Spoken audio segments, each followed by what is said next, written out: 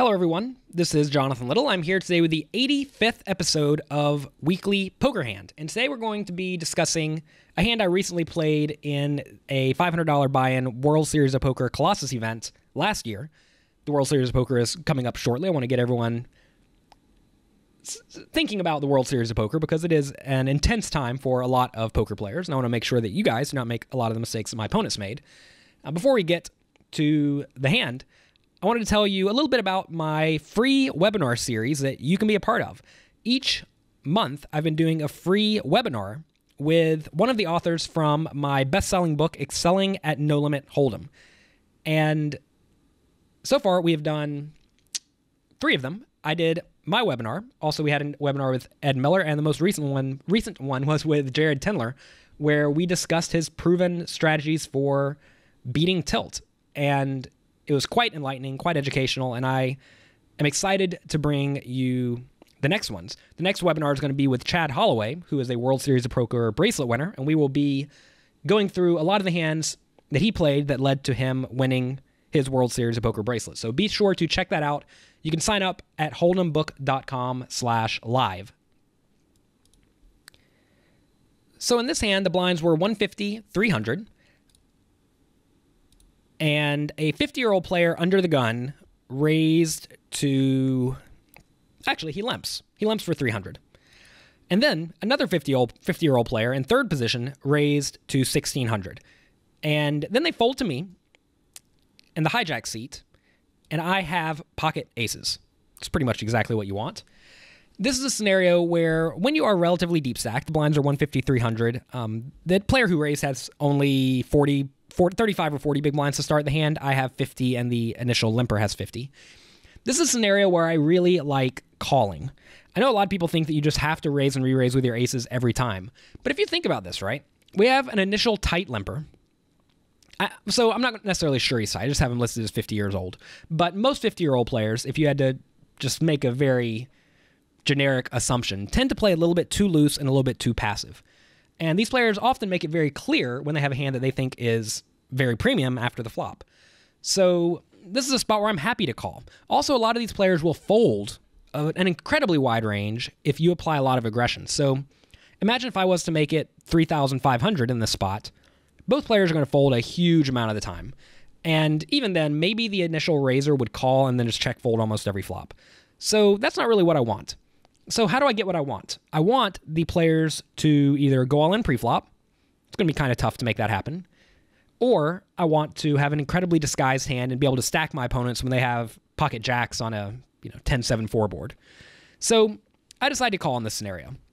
There are some pitfalls to calling, and you have to make sure that you do not make the amateur error of calling pre-flop and then playing poorly after the flop. But if I do call here, and multiple players call, and the flop comes pretty much any flop, and there's significant action, I'm just going to get out of the way. A lot of people slow play aces and then refuse to fold them after the flop. Very frequently, you should not be folding them after the flop, but you have to have that play in your arsenal. If you're just blindly stacking off every single time you get an overpair and you slow play all of your overpairs, you're probably going to make a lot of pretty big errors. So anyway, I decided to call the 1,600. Folds back around to the initial limper, who goes all in. That's exactly what I want. He went all in for 50 big blinds. So one other thing worth mentioning, if you can look and tell the initial under-the-gun limper likes his hand, and this is a skill that you can master. We actually have Zach Elwood is going to be presenting a webinar eventually for Excelling at No Limit Hold'em, and he is someone who is very well studied in tells and has a lot of good things to say about that. I've learned a lot from studying his training material and reading his chapter in Excelling at No Limit Hold'em. If you are paying attention to your opponents and you can see that they are excited, you can make plays that allow them to do whatever they want to do. And most likely in this spot, assuming I did not call just because I'm calling here most of the time because I think that you want to always underrepresent your hand. If I was focusing on my opponent and focusing on the game, I could see that the initial limper was excited. And if the initial limper is excited, that means he's very often going to be limp re-raising. One other trait of a lot of just amateur-ish poker players is they limp with a reasonably wide range. but they limp re-raise with their absolute best hands. They realize they're limping with a lot of stuff, so they decide to get tricky and limp with their good hands. So if they're limping, it's not necessarily only with good hands, but they are very prone to limp re-raise with some of those, and that typically leads to great spots for you if you are aware that your opponent is particularly excited about his hand. So anyway, I of course call my pocket aces, and the initial player has ace king, and we win a very nice pot. Also worth mentioning, the guy who folded, the player in third position who initially raised, had pocket jacks. So that sort of reiterates the fact that if I just re-raised pre-flop, perhaps both of these players would have folded. Maybe not, but as played, we ended up getting it all in for a 50 big blind stack versus ace king, and he was drawing pretty dead. Some players in this spot will just call their ace king pre-flop, but notice if the flop comes ace high or king high, we're going to get that guy's money anyway. And if the flop comes with 3 low cards, we would have gotten the other guy's money who had pocket jacks a lot of the time. So this is a pretty interesting hand. So what did this guy under the gun do wrong, right? You always want to ask yourself, is there a lesson to be learned here even though I won the pot? A lot of people just collect the chips and move on. I think the initial player under the gun should have just raised. If he just raises his hand, then probably the 50-year-old guy in third position re-raises. If he re-raises, I would probably then re-raise. I'm not a big fan of cold calling a 3-bet. So the initial raise is a 2-bet. The next raise is a 3-bet. So I'm not a big fan of just calling in that spot with pocket aces because that looks incredibly strong. Like anytime you put any money in at this point, you might as well just go ahead and re-raise because everything looks strong. So I would have 4-bet. Guy with ace king probably should have folded at that point. Guy with pocket jacks probably would have figured out a way to get away from his hand as well.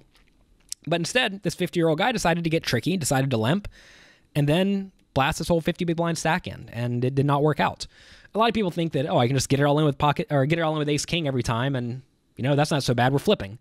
But they fail to account for the fact that people are capable of slow playing, especially if they see that you are visibly excited about getting your stack in. So definitely pay attention to what your opponents are doing and focus on what is happening in the game. Be sure to sign up for the free Excelling at No Limit Hold'em webinars. Again, you can sign up at hold'embook.com/live. There's also a free 16-page PDF from the book if you want to read a little bit out of the book before you buy it. I hope you have enjoyed this webinar, and I wish you very good luck in your games. I want to thank you for being part of this week's episode of Weekly Poker Hand, and I'll talk to you next time.